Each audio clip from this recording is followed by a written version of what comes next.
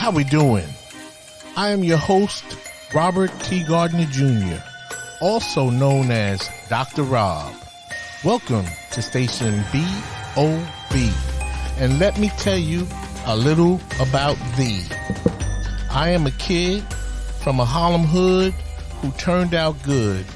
I got educated like I should.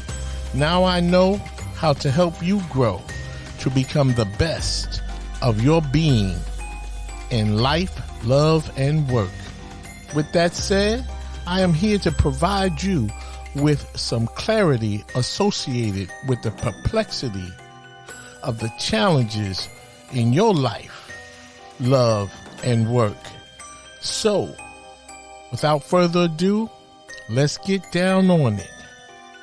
Enjoy the show.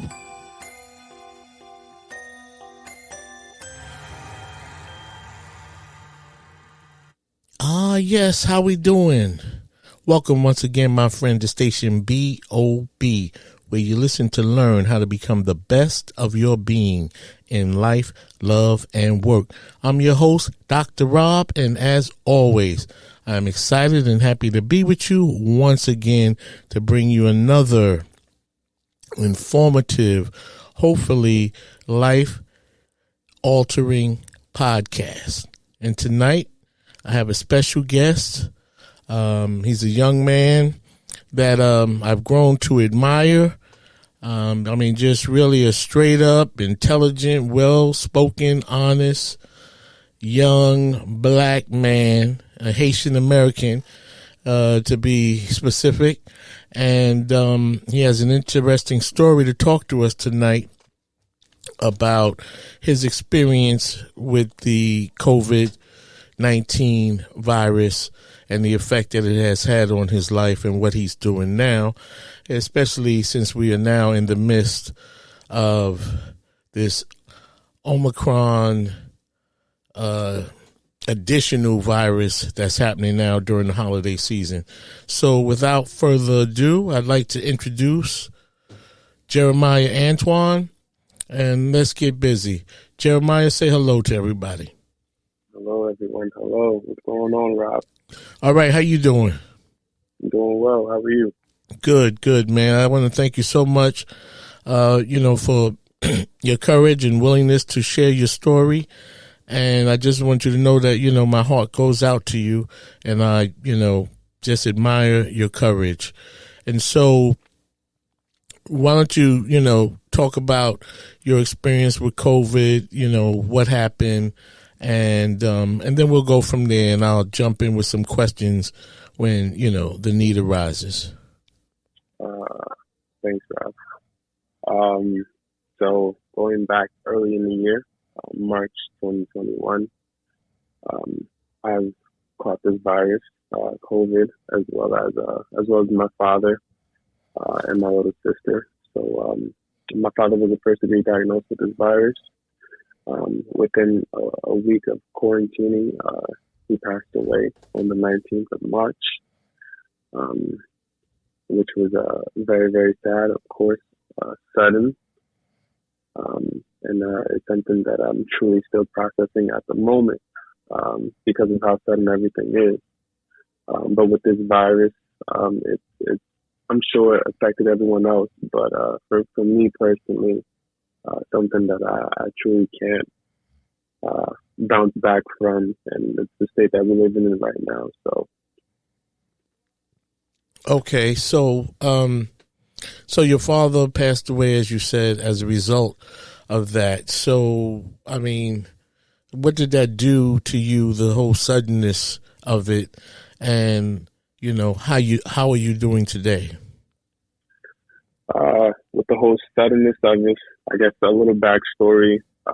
It was on, I believe, the night of the 18th, he had trouble breathing. My father also had underlying conditions. He's a diabetic. But while he had trouble breathing, we went ahead and called the ambulance. They took him to the hospital. And unfortunately, within 3 hours, he was pronounced dead. That's how sudden everything came across. Wow. Yeah. And so were you still infected? Were you still with a positive diagnosis? Correct. While I was still quarantining, I remember getting I wouldn't say getting the call, but I remember my sister coming. I remember my sister coming into my room stating that, my father didn't make it. And once I heard that, everything, I guess, about quarantining was out the window. We went ahead and we, went to the hospital, and picturing seeing my father soulless in a hospital bed was something that's never going to leave me. But it's something that I have to deal with every day. Uh-huh. What does it do for you to talk about it now? Do you find that hard to do because it's a reminder, or is it helpful because it allows you to, get your thoughts and your feelings out about it? It's a great question, Rob. I think initially, maybe months within the passing of my father, reliving that day definitely was very, very hard for me to express and talk about. But as time goes on, as the expression "time heals all" that definitely helped me out as far as expressing and going about my circumstance. So it's definitely gotten better. I don't know if you can truly heal from grieving, as anyone who's grieving truly knows, but it's more manageable. So. Okay. I wanted to ask you, at the time we met, we met because I worked with you doing counseling, and so what happened that you felt the need that you wanted to engage in some therapy about your situation regarding your father? So as a man, I don't know if you can relate to this, Rob, but as a man, we are taught not to express emotions and kind of to suck it up and be a man and, the whole nine. But I think that's definitely been instilled in me for a very, very long time. But with my circumstance that happened right now, I knew that if I didn't express what was going on with me, it would affect me in different aspects of my life, which is why my mother was so fortunate to tell me about you and grieving counseling and how to express what's going on with me and how to go about this. So.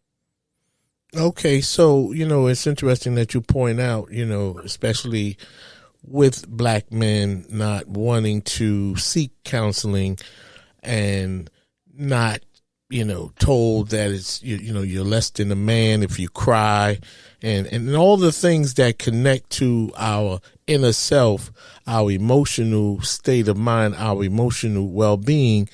As men, many of us are taught to skip over that part of our lives. Now, I never had that experience. Like nobody, I grew up in the public housing project in New York. And, of course, when you go outside, you had to be tough. It was always a fight. But, like my family didn't teach me that about, don't cry. And I'm sure it was out there because I grew up at a time, when therapy and social work, especially in the black community, was like, it wasn't even that it was taboo. It just did not happen. And so was that your upbringing or teachings in some way that you should not, talk about your feelings or cry about your feelings? I mean, did you actually have that type of experience? Growing up, well, I guess fortunate to grow up with my father, we didn't really have conversations about my emotions or my feelings. It was never said. Whatever I was feeling was always closed and closeted. I never really truly expressed my emotions towards my father. I'm sure if I did, he would be grateful, but it wasn't something that was taught by him. I just kind of followed his footsteps and being a man of his caliber, he never truly expressed as many emotions. So I was just following his footsteps. Okay, sort of like an implied lesson, to pull up your bootstraps and keep it moving. I mean, because, me personally, I'm a crier. I watch a good movie and I'm, the whole face is soaking wet there. You know what I'm saying? But I think it was courageous of you to reach outside of yourself, for help. Some people say, well, I'm going to go to God, I'll work this out myself, but they don't think about the significance, of therapeutic intervention. So let me ask you this, because what I have found, in my work as a social worker, that, and this is not necessarily in connection to people who have just had a major loss. I've been involved in, grieving, like group grieving counseling or, group therapy. And, during the holidays like Thanksgiving, Christmas, and New Year's, people are still, mourning the loss of loved ones, 5-10 years ago. And what I want to ask you, which I'll do in a minute, but I just want to point out, and my hope is that if you could help it, that you would avoid like this approach to your loss. I mean, and I totally understand that you cannot tell people how to mourn, because everybody's pain is their pain and their experience. However, what I'm really talking about is I have found that,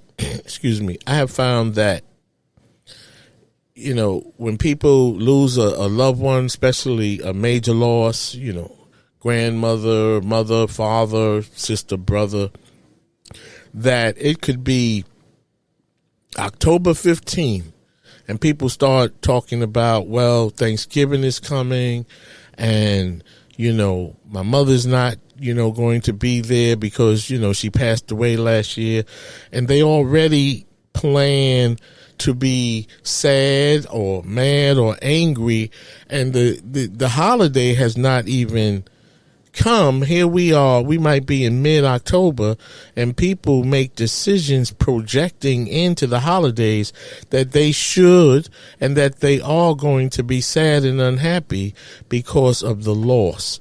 So your father passed away in March of 2020. 2021. Oh, I'm sorry, 2021. Right, I'm sorry, 2021. And so now we were just facing we're in the midst of the holiday season, but I wanted to know what your mindset was in regard to what I'm saying about people projecting into the holiday season that they're gonna choose to be sad or mad or angry or feeling some kind of way because of their loss. But before you answer that, hold on to that thought. I'm just going to step aside to let a promo in, and when we come back on the other side, we'll pick up with your answer to that question. Have you read any good books lately? Your host, Robert T. Gardner Jr., also known as Dr. Rob, is the author of 3 great books. In his first book, The Choices We Make, Robert takes a look at relationships to help readers learn how to have a good relationship with themselves before they can have good relationships with others. In his second book, Access Denied, Robert brings an eye-opening perspective about what happens to children and fathers when their relationships with the mothers of their children end on bad terms. Robert explores what he calls child porn, when a parent, usually the mother, uses a child as a weapon to hurt the other parent. Robert provides a Let Go lab in his book to help parents find positive ways to resolve their issues in the best interest of their children. Light Up Your Life is Robert's latest book. Robert writes about the fact that we are all born with a special God-given talent. Even though we are all born with a special talent, most of us miss our true calling. In this book, You will learn how to find your special talent and light up your life so that you can become the person you were born to be and live a more fulfilled, purpose-driven life. Books are available at barnesandnobles.com, amazon.com, and Robert's website, relationshipreadiness.org. Thank you, and back to the show. Okay. Welcome back.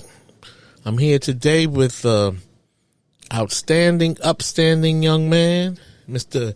Jeremiah Antoine, and we're talking about his experience with the COVID-19 virus and the loss of his beloved father as a result of the virus. And so just before we went to break, talking to Jeremiah about, Thanksgiving. This is his first Thanksgiving without his father. And so how did that go for you, Jeremiah? Leading up to it, Rob, I definitely had many thoughts about it, on how I should feel. Of course, the presence of my dad. As you know, Thanksgiving is a time to give thanks, especially for family and friends. But how do you feel? How are you supposed to feel that way when when a loved one is no longer there? So I gave much thought into it, but I think maybe the day before or a couple of days before, leading up to Thanksgiving, I kind of wanted to let everything fall into place. I didn't want to get too anxious about it. I didn't want to think about it too much. Whatever I felt on Thanksgiving Day is what I was going to feel. So my experience was quite interesting, to say the least.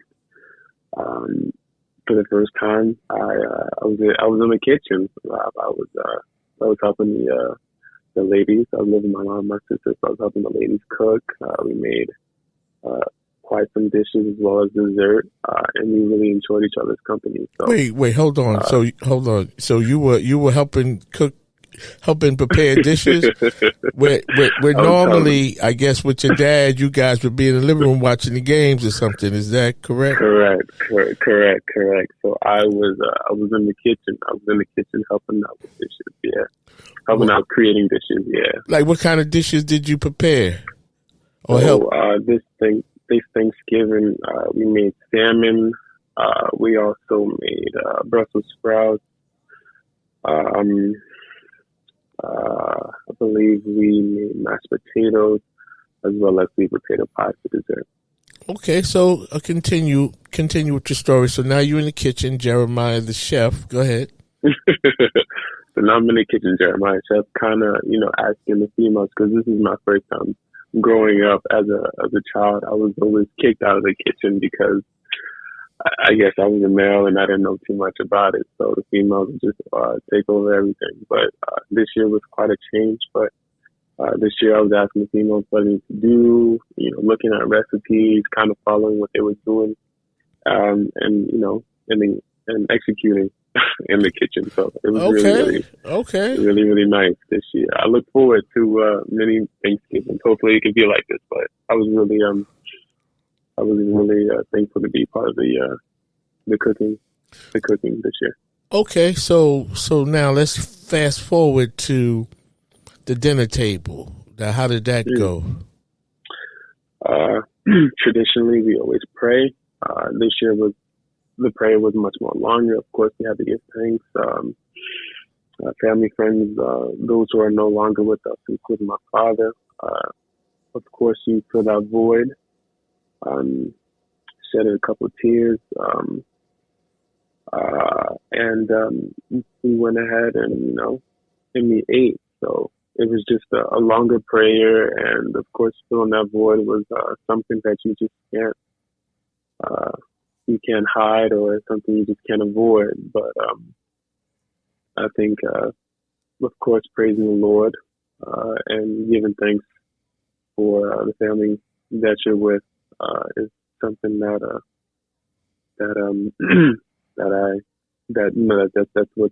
what the tradition is always going to be. So much more different this year, but something that we always do. Okay,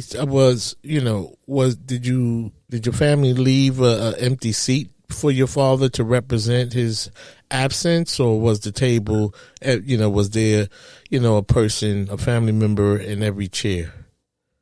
There was a family member in every chair. We all, as a family, gave thanks, and we all, said his name in prayers, which was beautiful and sweet, if you ask me. Although he's not here in the flesh, he is here with us spiritually, so we all praise his name. And how did your mother and sister handle it? Did you notice anything different about them in one way or another? As I don't know if you pray or not, Rob, but as you pray, you bow your head. I didn't see anything as far as any tears, but hearing them pray, I felt as though they were okay. I didn't hear any stumbles at all, and they were confident that with prayer, everything would be okay. Okay, well, to answer your question, I do pray. As a matter of fact, I prayed that you would do this podcast with me today.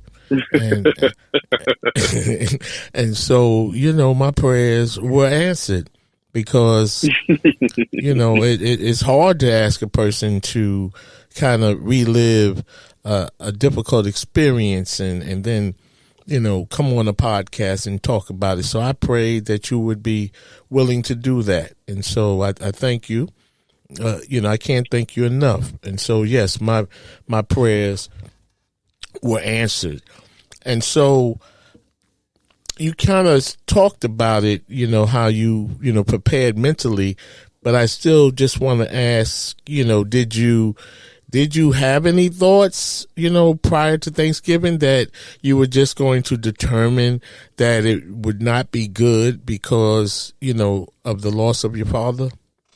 No, Rob. I guess maybe the conversation we had leading up to Thanksgiving, personally, between me and you, kind of made me not think about, the emotions or the thoughts about Thanksgiving, and to just feel what I feel as a human being. Maybe that kind of led me to do what I did. But I would say I think I handle it pretty well. Whether I express a lot of emotions or not, it is what it is when it comes to grieving. Like you mentioned, there is no way of mourning. Everyone mourns differently. So I just thought my way was different, especially being the first year, not sharing a Thanksgiving meal with my father. So. Right. Well, I have to tell you, I'm not a mind reader, and I certainly, am not in touch with those of us who have passed. But I think, my wisdom and life experience says that, your father would want his family to have a robust, enjoyable Thanksgiving. And, so many people cannot handle the holidays and the loss. And I don't mean to minimize anybody's thinking or mourning about that, but I do, just as a mental health professional, it does concern me when people, in advance of the holiday, make a decision, they make a choice that they are not going to enjoy the holiday because of the loss, as opposed to just going into the holiday and with an open mind, understanding that you had this loss, but it doesn't mean that you have to choose that this coming Thanksgiving or whatever the particular holiday is, that it's not going to be good because of, a recent loss of a loved one. And so I really admire you for your approach and your courage as you go through this experience. It's a one day at a time. And when you lose a parent, I lost my mother early in life, and I remember I could be walking down the street and hear a song from the Four Tops. Now, I know you don't know about the Four Tops and the Temptations. but The Temptations definitely, yeah. Okay, well, when my mother used to clean the house, she would play certain songs, and then I would be out and I'd hear that song, back in the day, record shops. They used to play the music so you could hear it on the street, and I would hear those songs, and it would be like, wow, that was my mother's song. And of course it was my song too, but it just made me think of her. But I was still able to go on and enjoy the day. It was just, it was just a reminder. And myself, I never, planned for the holidays to be bad because of the loss. And my mother passed away in November. So, Thanksgiving is 2 weeks later. So if there was a time to be sad, I guess that would be it. But I really don't recall making plans, to not have a good day. And I was too young to know this, but I really believe my mother would not want that for me as well. So are you looking forward to Christmas and New Year's now that you've gotten through the first holiday? Are you looking forward, are you still kind of, treading water, but knowing that, this is another opportunity to get back into the kitchen and perfect your culinary skills? Oh, wow. I guess to answer that question, I hope the females, my mom and my sister, I hope they let me back into the kitchen again. I have a lot more to prove. What did they have? Did they have you on onions? What they had you on onions and peeling potatoes? They had me on onions and strictly steaming vegetables. That's all they had me do. When it comes to the salmon and all that, and seasoning that was all them. So they put me in a little spot by myself and told me to do that. you was doing the grunt work, man. I was limited, Rob. Man. Well, hopefully you get a promotion. You get to take out the garbage too after you peel all the potatoes and everything. I hope so. Maybe one day be a manager. Maybe. Yeah, man. Well, that's all right. And I just love the way that that rolled out for you. Was it a choice that you would wind up in the kitchen? Like, what happened? Did your mother say, Jeremiah, come help out? Like, how did you get there? Where normally you would be banned from the kitchen. Correct. So, leading up to, I think the week of Thanksgiving, we were all in a group chat. The females were just telling me what groceries to purchase. And on the day of Thanksgiving, I was like, you know what? Let me just go ahead and help and assist with the food. And that's what I went ahead and did. So it was kind of like it was a decision made on that day. It was on the fly, so to speak, and it worked out. Okay. And so how was the food? The food was great. The food was great. We also watched a movie, I believe, King Arthur. Uh-huh. I believe it was a Serena Williams, Venus and Serena Williams movie. Okay. That's King Richard. Oh, you saw? Okay. Yeah. Was it? I'd like to see that myself. King Richard. I'm sorry. It was a great movie, a great film. I think it's a great film, especially during the holidays, and it kind of gives you the background of how Venus and Serena Williams came about. So great film, I definitely recommend. But okay, it was nice this year. Did you appreciate the food, even more since you had something to do with the preparation? I did, and if there was any issues, I'm sure they were to blame me for anything that was either burnt or didn't taste well. Okay, I just wanted to, unless there's something else you wanted to, share with us about your dad, but I just wanted to move on to the whole, counseling, aspect of the process, of your healing, and like personally, how did counseling or therapy help you kind of, connect the dots to say that, I could stand up and go forward and not feel guilty as if I'm, forgetting my father, because I'm able to keep a smile on my face and continue, with my social life and so on and so forth.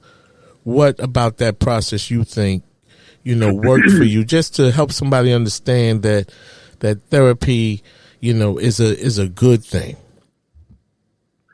I think going back to what I said, Rob, as a person who, I won't say wasn't taught to express, but didn't express as much, especially as a male, having that outlet and, having someone listen to you and not storing a lot of things in, not storing a lot of things in, definitely helped as well. A lot of things that I had to, I guess you can say, unleash or unwind during our sessions that we would have, and things that I would question. Of course, when it comes to grieving, you have numerous thoughts, dreams, emotions, everything going on. But having that person, I think, truly, especially to me, having that person to truly talk to about these emotions that you're feeling, I think is extremely important as a male, because it's an outlet. We don't want to bear any of our problems onto anyone else's shoulder, but having someone to talk to is very, very important to me. Mm-hmm. Mm-hmm.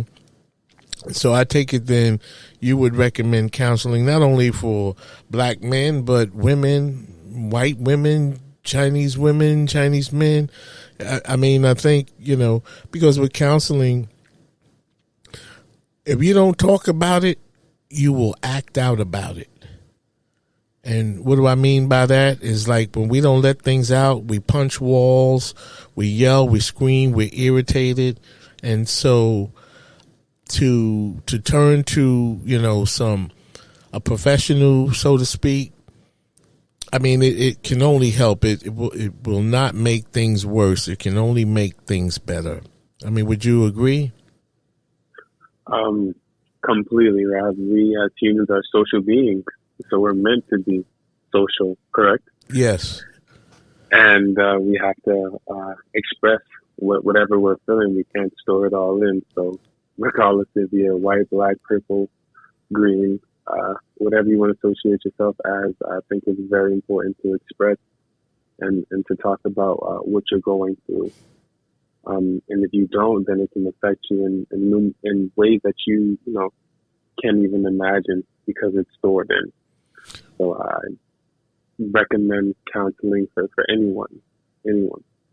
Okay. I just want to ask you, because we're almost coming to an end, and I just wanted to ask you what, not necessarily advice, or what words of wisdom could you share with someone else who, may have had a recent loss due to COVID, cancer, heart attack, or whatever, and, how, maybe you can just share with them a frame of mind, some thoughts that they could think that might help their, may ease their pain. But before you answer that, I'd like to step aside to let a promo in, and then we'll pick up on the other side with your response to that question.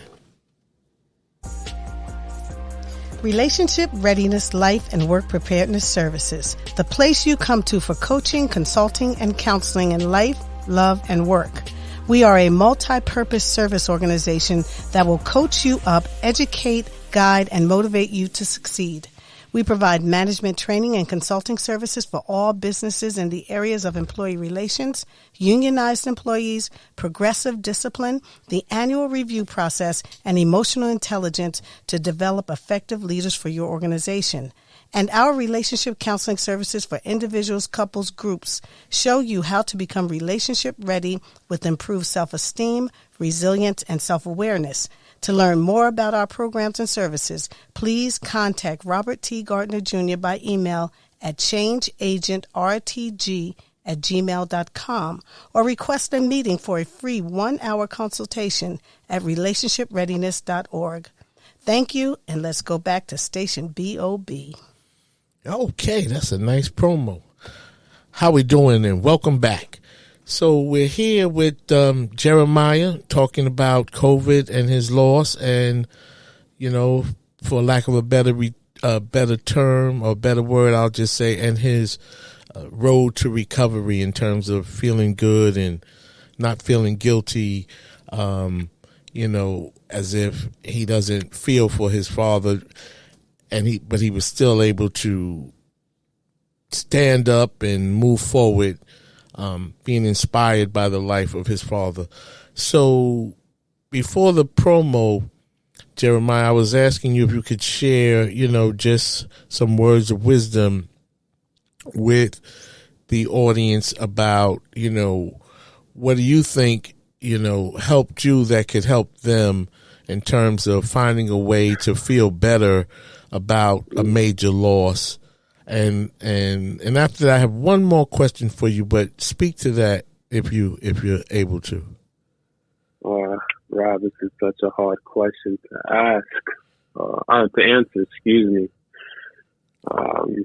Wow. One thing I would give, or one thing I would say, when it comes to mourning, or if you've experienced a loss of, anyone major in your life, is don't feel afraid to express or talk about it. I know the first couple of months, or even the first year, depending on your mourning process, it's very hard to express and to talk about. But eventually, you need to talk about it, and talking about it is part of the healing process. So, one advice I would say is to talk about how you truly are feeling, because there are people that truly care about how you're feeling and are willing to help you out. So don't be afraid to talk about how you're feeling when it comes to mourning a loved one that's been lost. All right, thank you for that. I just before we wrap up, I just want to. This is just it's sort of a sports topic, but I think it's interesting. Jalen Rose, the former basketball player, he Michigan, yeah, he's married to Molly Curum Rose. Yep. The moderator on First Take with Stephen A. Smith. Correct. So Correct. The reason why I'm bringing this up because it pertains to the subject of loss. So I recently read that Jalen Rose is divorcing his wife Molly because he lost his grandmother and his mother, sometime within the last year. I remember seeing him on an ESPN show, and he was crying, saying that this was the first Mother's Day that he didn't have his mother and grandmother on Mother's Day, just passed. But what I wanted to point out is part of the reason, and I don't know anything about the story other than what I read, is part of why he is separate. Well, he was separated from his wife, but I believe he's also filed for divorce, is because he felt like she wasn't there for him regarding these major losses in his life. And I'm just wondering about that. Like, I just wanted to know your thoughts. Can you blame your girlfriend or your wife or your best friend for not being there for you? Like, what does that even mean? That another person is not there for you when you have a major loss in your life. Because I just bring this up because my thoughts are only you can fix that. I mean, with counseling and those other things, it is still up to you.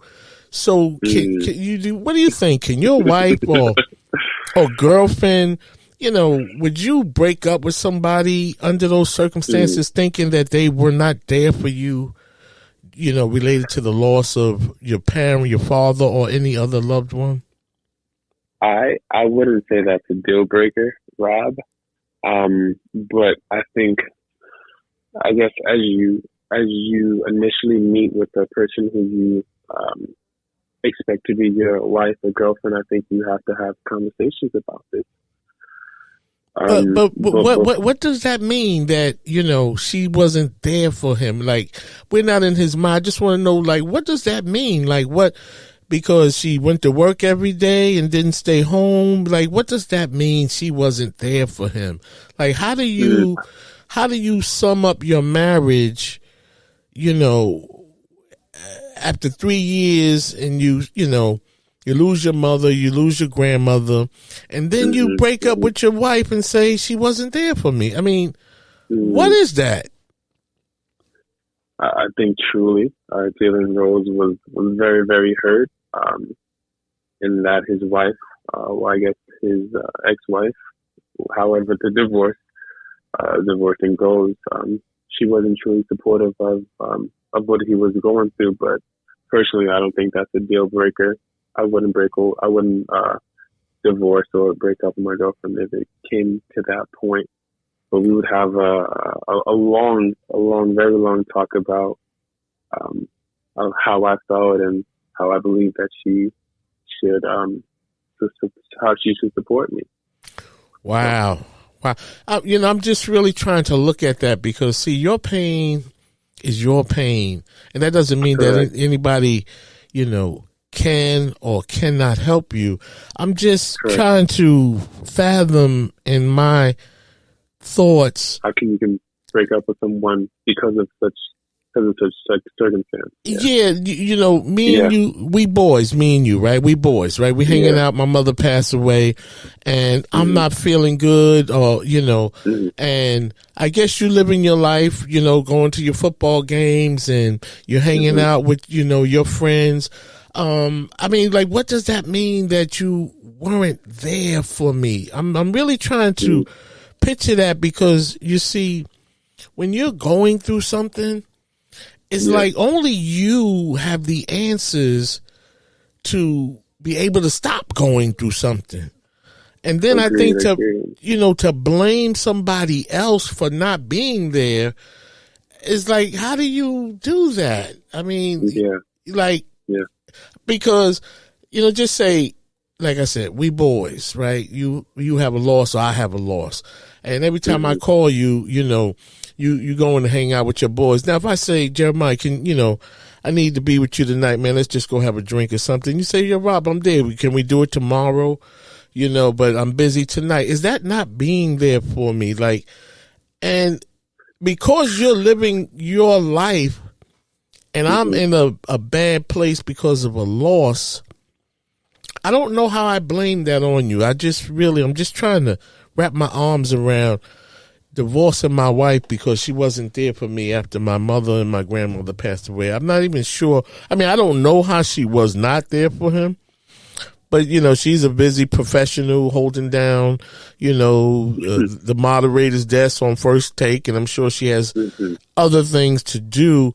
But I'm like, what? I'm just trying to understand, what does that mean? I just want to know what you thought about that. Yeah. To your point, Rob, it wouldn't be a deal breaker for me. I wouldn't divorce, like I said, I wouldn't divorce or break up with my girlfriend because of that situation. And like you said, Rob, when you're dealing with such grieving and such a loss, I think that's a personal battle. I don't think it's something that you should put upon anyone else, because no one else can feel how you're feeling when it comes to that. But I guess to a point though, Rob, when you're dealing with a wife or a significant other, you would kind of expect them to be there with you when you're going through tough times and tough and hard times. Yes, yes. Well, there's no doubt about that. I mean, I of course do not know how she was not there for him.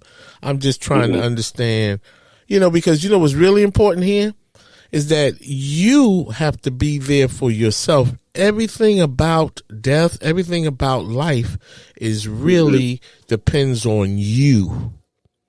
And I don't know that you can blame others, for not helping you to feel better. You understand what I'm saying? I agree 100%. That is your responsibility. because that's your walk. Your mother passed away and you are devastated. But I don't know how you start looking to somebody else and say, well, you're not, you haven't been there for me. You didn't come with me here, or whatever the issue is. I just find that amazing. Yeah. And I just think in closing on this topic, I just want to thank you once again for having the courage to do this podcast with me. And I just want to ask the studio audience, what do you think about Jeremiah doing the show?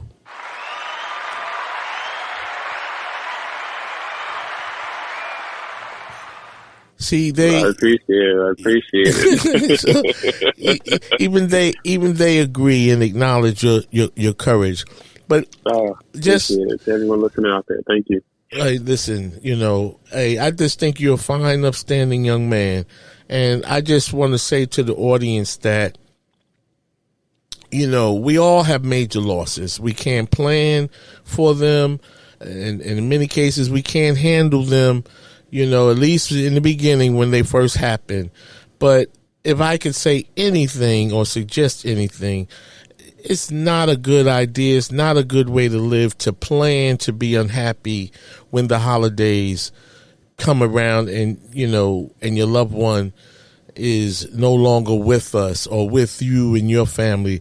That's just an unhealthy way to approach life, to live life, to plan to be unhappy, especially when your loved one would want you to enjoy Thanksgiving, Christmas, New Year's, your birthday, their birthday, as if they were still here. Our loved ones don't pass away wanting us to keep our head down and being angry. That's not the purpose of their life, and it shouldn't be the purpose for your life. And so you can pick up my podcast anywhere you listen to your podcast, Spotify, Apple, Pandora. And in closing, I'd like to say, remember, love is an action, not a word, and it's not supposed to hurt. Until the next time we meet, I'll talk to you later. Peace.